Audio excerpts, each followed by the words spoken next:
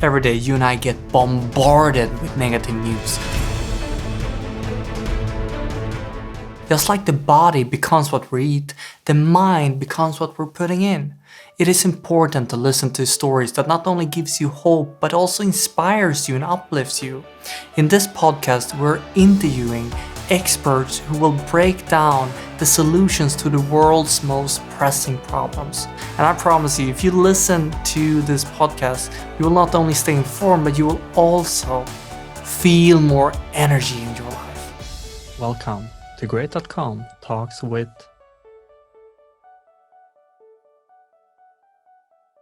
Hey, if you want to contribute to protect planet Earth, make sure you like and subscribe to this channel, because Great.com is a philanthropical project where we're donating 100% of our profit towards the most effective cause areas like protecting the rainforest and funding climate change technology. And the topic of today is human trafficking. How do we stop the evil on Earth? Human trafficking.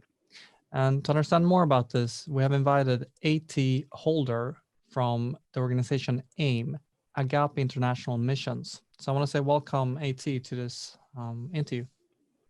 Thank you for having me.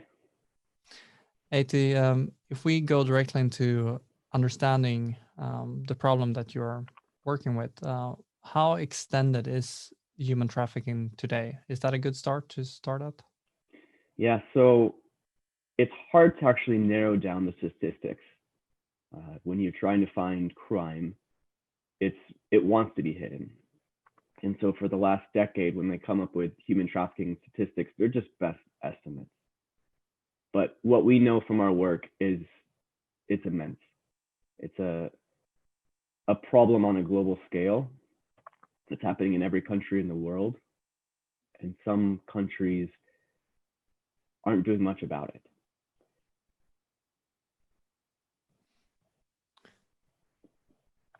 Of course, this would be the time when people don't want this to be shown. So you're saying it's hard to kind of get those statistics. Could you tell us more? Help us understand what would be human trafficking. What is that for? Yeah, so we specialize in anti-sex trafficking work. Human trafficking is when someone's coerced to work, their wages are withheld from them. It is just very much modern slavery taking place. Sex trafficking is that adding in rape and a consistent amount.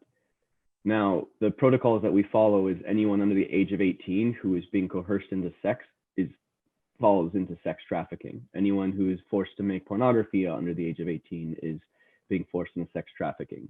Over the age of 18, if it's being forced, then it would be sex trafficking versus someone who has their own agency and wants to participate in sex work. That's not considered sex trafficking. Our primary focus is on rescuing and restoring those under 18, specifically women. It does happen a lot to men as well. Statistically, it's 90% women. And so that's where our primary focus is. But we have partners that help boys and men also exit and be rescued from sex trafficking. Every country is different. So what we often look at, just to be helpful, is the US government puts together something called the TIP report every year. It's a report card for every country, and it's not just a grade, it is an evaluation. The US government, the embassies around the world, they work with different organizations to try to get a good feel on what is happening and what is being done. And so you can go into the United States TIP report and see, pick any country in the world and look at it, and you can see where a country is falling short. Even the US ranks in this of where they fall short and what they've done in the past year to improve the conditions to fight sex trafficking or human trafficking. That's actually a pretty good method of getting a bird's eye view of every individual country, or your specific country you want to know more about. You can look at that report. And what was the name of that report? It's just a TIP report, Trafficking in Persons report. Okay, that is the best document that we have to understand in a sense? It's a good evaluation. So in the countries that we work in, we would agree with most of what is being wrote in those reports. Sometimes it's a difference of someone going to do a report versus the people who are actually doing the work, right? So we're intimately familiar with all the details, and we know the cases, and we know the kids. The tip report doesn't have that type of information. It is, they come, they interview, they try to figure out how they best can express what is happening. So it's a good enough report. And it's also estimates. So when we look at numbers of how many people are trafficked in the world, it'll show how they're coming up with those numbers. AIM, which is a short name for Agape International Missions, you're located in specific countries. Could you tell us how come that you've chosen the countries that you are working with, and tell us more about the work that you are doing? Good question. So 15 years ago, AIM started in Cambodia. There was a little town outside of the capital of Cambodia where it was the destination point for pedophiles around the world. If you wanted to have sex with a little kid, this is where you go. So AIM went and started. We're a Christian organization, so we started with a church and an aftercare center. 15 years has gone by, and we've grown immensely from that point. The best way to kind of look at what AIM does is look at the model that we try to implement. We call it a holistic model. We're not just trying to address one aspect of sex trafficking, we're trying to figure out how to end it completely. So we have, the organization started with just a couple, 2 Americans who went over. Now there's about 500 Cambodians on staff and a whole bunch of people from around the world contributing to try to make an impact with 11 different programs. 11 is a conservative number of the programs in Cambodia. The first thing you think about when you think of rescuing somebody is the police. For 6 years now, Agape International Mission has been having a branch of the police that we work directly with. We have an office where an ex-Scotland Yard, an ex-Scot works and runs. We have police on contract, but we do the investigations. We have the confidential informants. But since the last 6 years, we've rescued over 1,500 children from sex trafficking. Now, one thing we don't do is we don't rescue unless we have a place for a child to go. The problem is if you rescue a kid out of just nightmarish thought situations, they'll go back to where they came from, right? They'll go back to the family that exploited them to begin with. They'll go back to very desperate situations. So you need a place for them to go. And that's why a restoration center is so important. So rescue would be the first thing we do. Next would be restore. We have 3 restoration centers in Cambodia as of now. We're expanding to another. And this is a place where children find healing. We have therapists who work with them through their trauma. We have a social worker assigned to every child who ever comes through our program. So our social workers, we just keep growing with staff in that. The most important staff, in my opinion, would be what we call house moms. These are oftentimes grandmothers who spend the majority of the time with these kids. If you take a teenage girl, late teens, the first 2 weeks that she's in our program at a residential facility, she wants to escape. Her soul has been so impacted, her identity has been transformed where she thinks this is who she is and she wants to go back to being sold. It's called Stockholm Syndrome, call it whatever you want. But after 2 weeks, they come to a point of realizing like they're loved, that they're experiencing things they never experienced before. And most of it happens with these house moms because these girls are self-destructive, they're violent, they're coming off of different drugs, and the house moms just love them the entire time. I mentioned before that we're a Christian organization, and one aspect that really encourages my faith is something called the recidivism rate. Now, when a girl gets rescued from sex trafficking, normally they're about 80% likely to go back.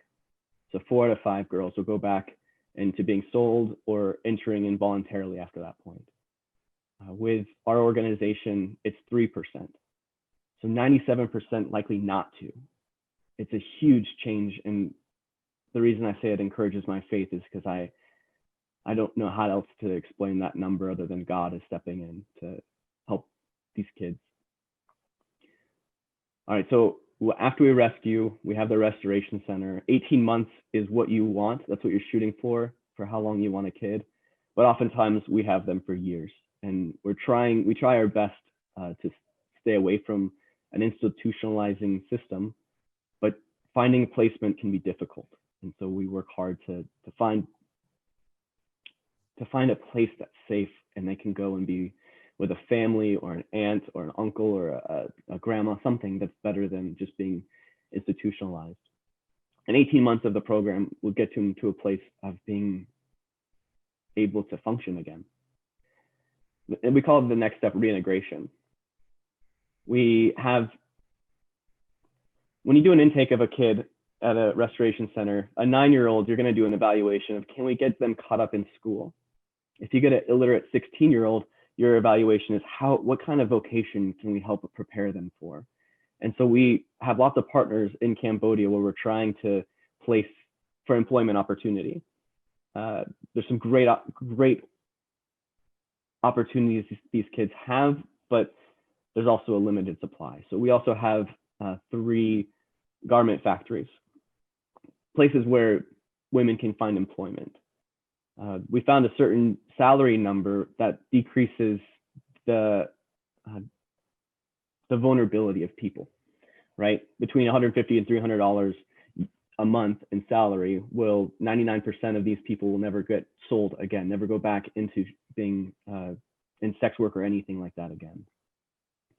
So you're trying to figure out how to sustain them for the rest of their life. And our social workers follow them through all this process, right? We're in it forever with them. It's about $5,000 to rescue a girl. It's about $1,000 a month to house a girl in a residential facility. But the primary work that we do is preventive. A dollar goes so much further in prevention than it ever does in, well, you impact a lot more people.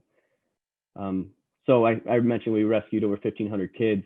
We've had about 1,000 through reintegration, 1,000 through our restoration program. And our numbers are about 11,000, 12,000 in preventative work. We have a school in that community I mentioned. We have church, we have kids club. We even have a kickboxing gym that reaches out to pimps and traffickers because we want to end the whole cycle. We don't want to just protect the vulnerable. We want to teach those who are exploiting what it means to be a real human, what it means to, if you're a guy exploiting, we believe God created you in a way that you can use your strength for good. And so we try to teach how that happens, and it's through coaching and mentoring and that kind of thing. This year has been a hard year for everybody, and so we've shifted even to a lot of humanitarian aid, of trying to meet the tourism industry crashed all around the world. And when the countries we operate in, tourism is a big deal. That's a lot of people's income, and now they don't have food and they're fighting lockdowns. How do you feed when you can't work? How do you feed your kids when there's no opportunity? So we've had to shift and apply our resources to actually feeding people. We do that all the time, but it's just been a great need this year. So this is the way AIM operates. We have the holistic model: rescue, restore, reintegrate, and prevent.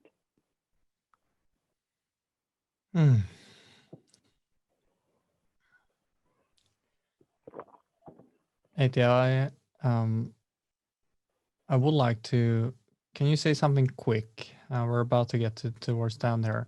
If you are someone who are actually exploiting at the moment, people with pornography, or actually you've been traveling to buy some kind of sexual service, what is it that let's say that a person don't want to have that behavior. What what would you want to say to someone like that? Yeah, so obviously the demand is a huge problem, and fighting demand is a huge problem. If even by consuming pornography, unfortunately, pornography is a big problem in sex trafficking. It, from personal interaction with these kids, most of them are forced to make porn. Most of these little, like we have kids as young as 2 years old in our program, up to 18, right? It's disgusting. But oftentimes they're forced to make porn. And then when you come into the pornography industry of the West, the coercion is still there. These people, a lot of them are being forced to do things they don't want to do. I find if you want to break those chains on your own soul of the desire, I mean, we're sexual beings. I understand that. And I think it's a good thing, actually. But the beauty of sex is the humanity that's involved with it. And if we don't start seeing people as humans that have so much value, I mean, I believe that they're made in the image of God. I think when you look at someone, you're looking at God's image. I feel like that is the way to stop our own wickedness. Start humanitizing everybody else. If you see pornography, look and say, what is going on in that person's life? Is there a desperation? Is there oftentimes sexual trauma in the past that's taken place? And what are you contributing to by just viewing it? By traveling, you could think about, okay, well, these people are getting paid to do something. But as a Westerner who goes to Southeast Asia or Latin America, I have a lot more money. Even as a poor Westerner, I have way more money than they'll ever have. And coercion is having money and paying someone to do something they don't want to do, right? Think of it, what would you do for $1 million type of question? Well, it's a lot less in these countries. And so it doesn't make it right that you go to Thailand and you can pay for sex. Your power dynamic over that person is great because of the resources that you have. So my advice, stop. Don't do it. Don't buy it. See humanity in people. See them that they are in the image of God and value them that way.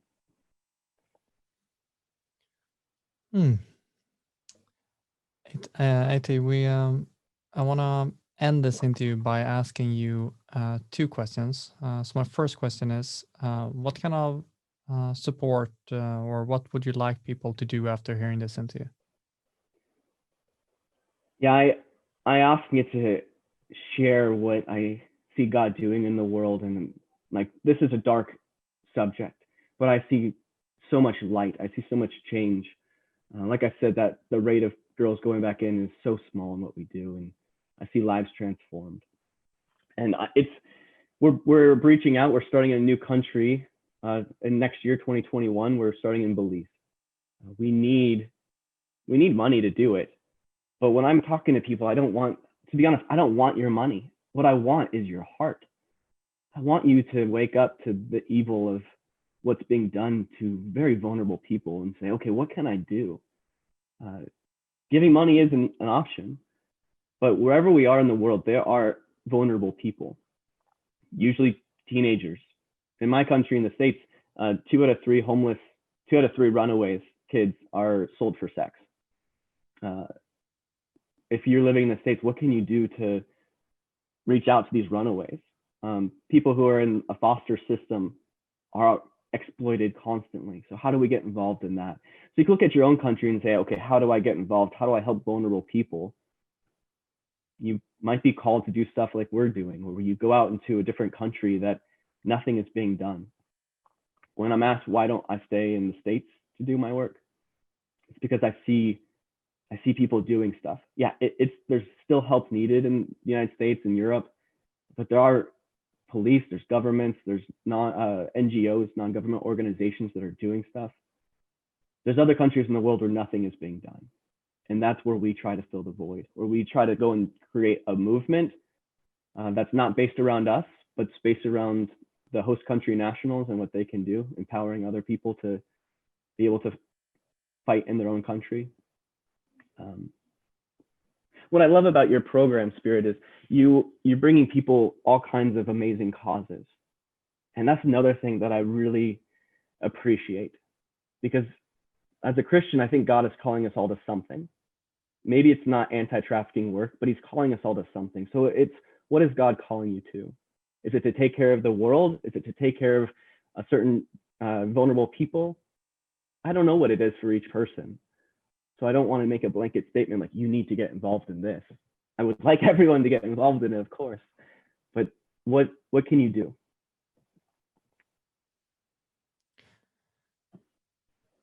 The last question I want to ask you is, what if you could,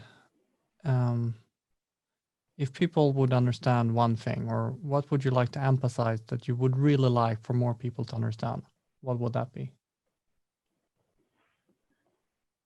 I think it's to look into the darkness. It's easy to see something as so dark that you don't want to engage in it. You hear about little kids being sold and raped and all that, and it's easier to just try not to think about it and move on, right? I would encourage anyone listening just to not avoid that pain, but to enter into it and say, let that pain actually move me to action.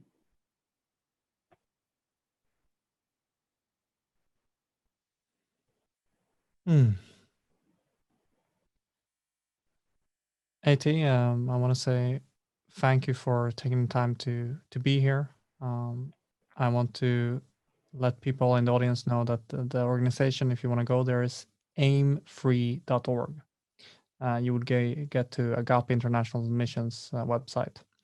So AT Holder, thank you very much for taking your time to talk about this heavy topic and doing it in a way that it's both heavy, but it's also, yeah, I feel inspired that I want to do more.